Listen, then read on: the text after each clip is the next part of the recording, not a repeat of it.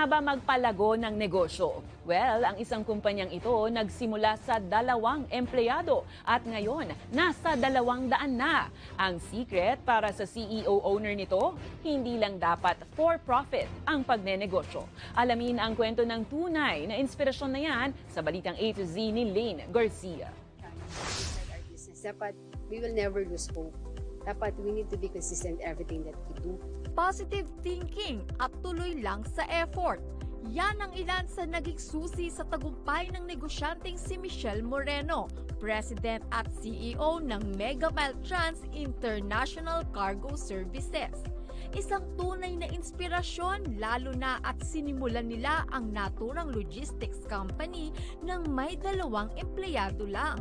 Last 2012, nag-start kami ng 4 employees. Kasama na kami doon. In every business, hindi naman talaga madali. In every business, may mga challenges, may mga trials, and merong mga problems na may encounters. Pero ngayon, sa kanilang 10th year anniversary, napalago na nila ang Megamile Trans. Katunayan, may branch na ang kumpanya sa Vietnam at China. We ship all their cargoes coming from different countries of the world, then going to the Philippines, and then we will release in the Bureau of Customs, and then we will deliver it to the warehouse. So we call it a one-stop shop service.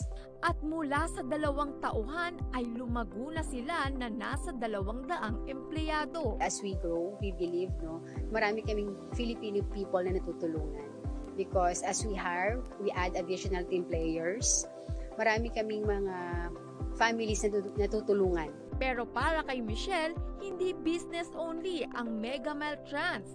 Hangad rin nila ang makatulong sa mga kababayan nating nangangailangan. We also visited like the Bahay Ampunan, Cancer Patients Kid. We also have a project of bag giving, feeding, budget for evangelism.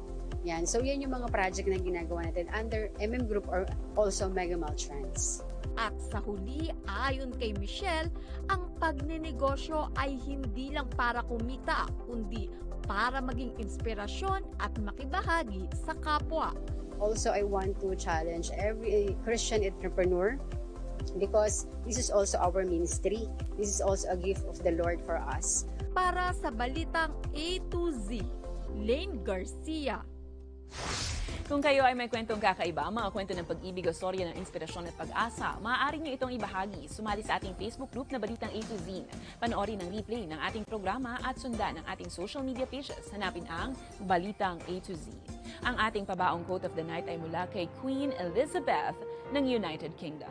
Ayon sa kanya, ang kalungkutan, ang halaga na binabayaran natin para sa pag-ibig.